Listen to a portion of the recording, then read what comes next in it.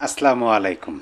সম্মানিত দর্শক, আওয়ামী লীগ সরকার ক্ষমতাচ্যুত হওয়ার পরে আওয়ামী সভানেত্রী শেখ হাসিনা যখন প্রধানমন্ত্রী পদ থেকে তিনি ক্ষমতাচ্যুত হলেন এবং বাংলাদেশের সামরিক হেলিকপ্টারে করে তিনি আমাদের পার্শ্ববর্তী রাষ্ট্র ভারতে গেলেন, তখন থেকেই ওই 5ই আগস্ট থেকেই অনেকেই অনেকভাবে বলছেন, এই বিষয়ে একাধিকবার আমরা কথা বলছি, নতুন করে বলার কিছু নয় যে আওয়ামী লীগ শেষ, আওয়ামী লীগ আর আসবে না, কোনোভাবেই সম্ভব না। 20, 30, 50, 100, 150 এমনকি এই দলটা নাই হয়ে যাওয়ার সম্ভাবনা আছে, এরকমভাবে ম্যাটিকুলাসলি বিভিন্ন তথ্য, মানে তথ্য কি অপতথ্য, মিথ্যাচার করা হয়েছে যে আওয়ামী লীগ আর ফিরতে পারবে না।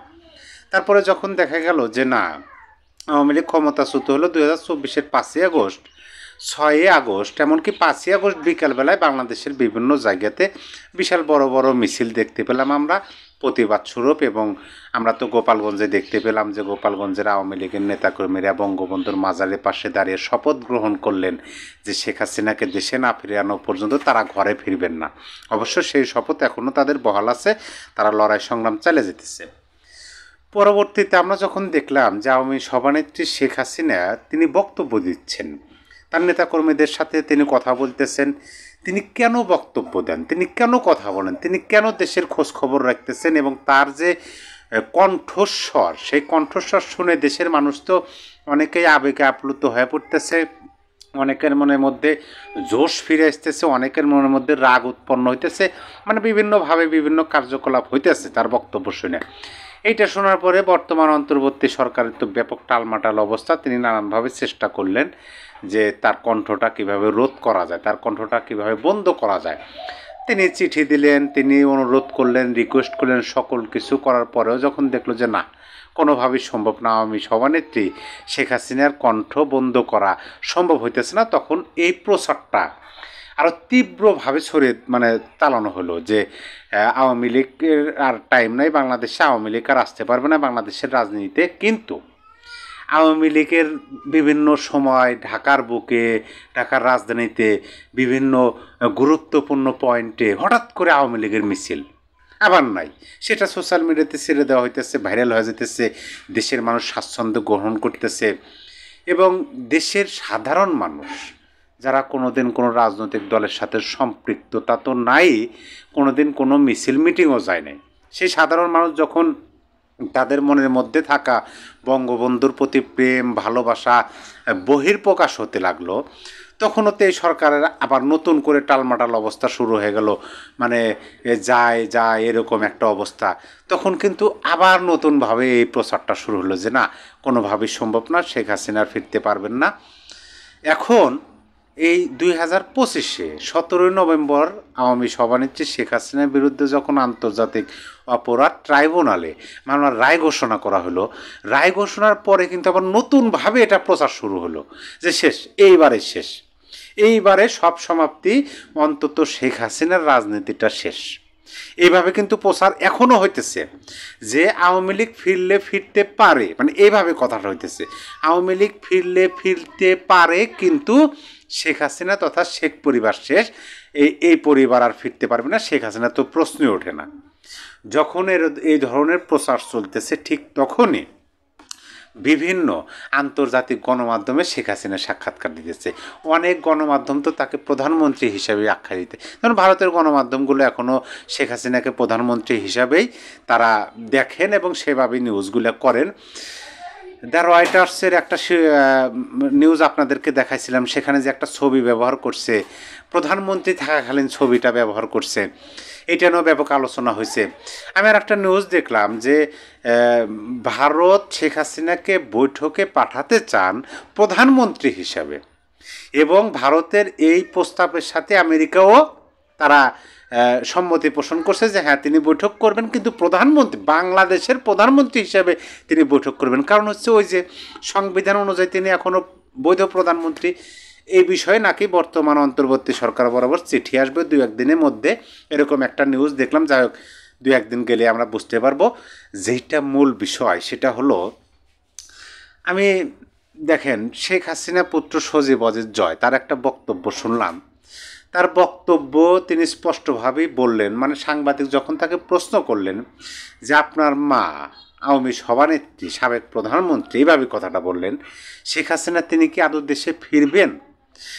তার কি সে ধরনের মন মানসিকতা আছে, বা তিনি কি দেশে ফিরতে পারবেন?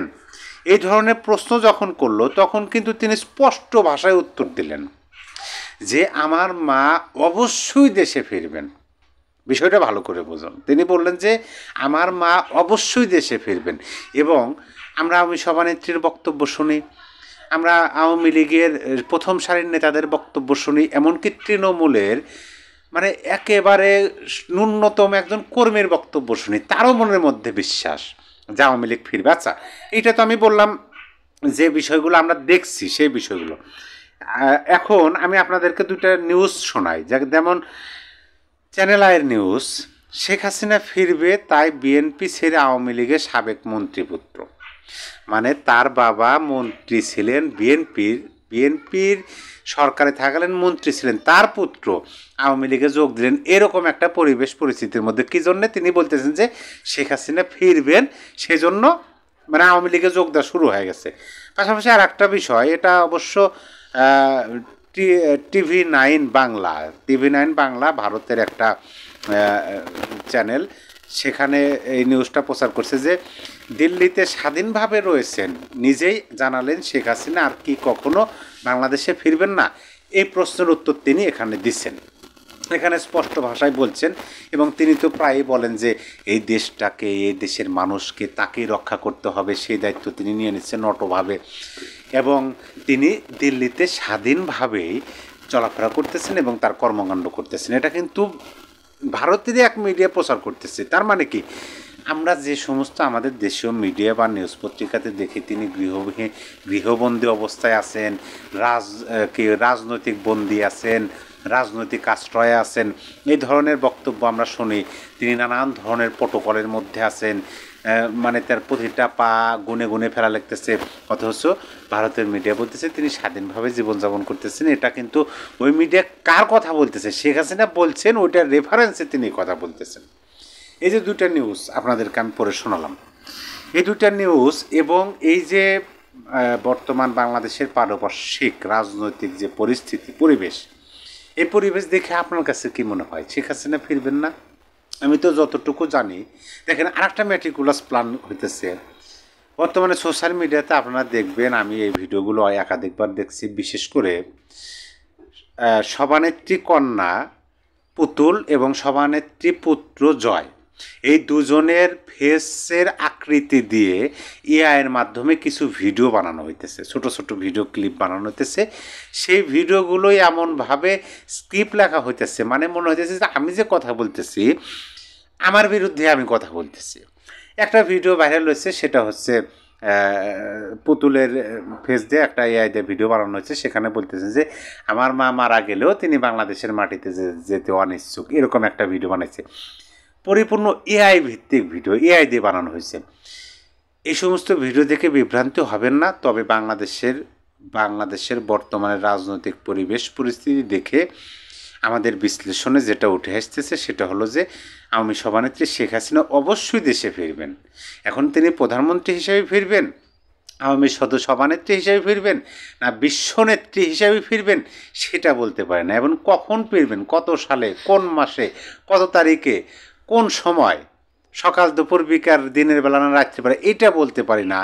তবে তিনি দেশে ফিরবেন, এটা শতভাগ নিশ্চিত, এবং তিনি জীবিত থাকা অবস্থায় ফিরবেন। কারণ মহান আল্লাহ পাক, দেখেন হায়াত মত বলা যায় না, তবে পরিবেশ পরিস্থিতি যে ইঙ্গিত দেয় সেই ইঙ্গিত অনুযায়ী বেশি দিন আর নাই, অল্প দিনের মধ্যেই তিনি দেশে ফিরবেন এবং স্বাধীনতা সংগ্রামে তিনি অংশগ্রহণ করবেন বলে আমাদের কাছে মনে হচ্ছে। সম্মানিত দর্শক, আপনার মতামত অবশ্যই কমেন্ট বক্সে জানিয়ে দেবেন। প্রকৃতপক্ষে শেখ হাসিনা কি দেশে ফিরবেন নাকি অন্য কিছু? সবাই ভালো থাকবেন। আল্লাহ হাফেজ।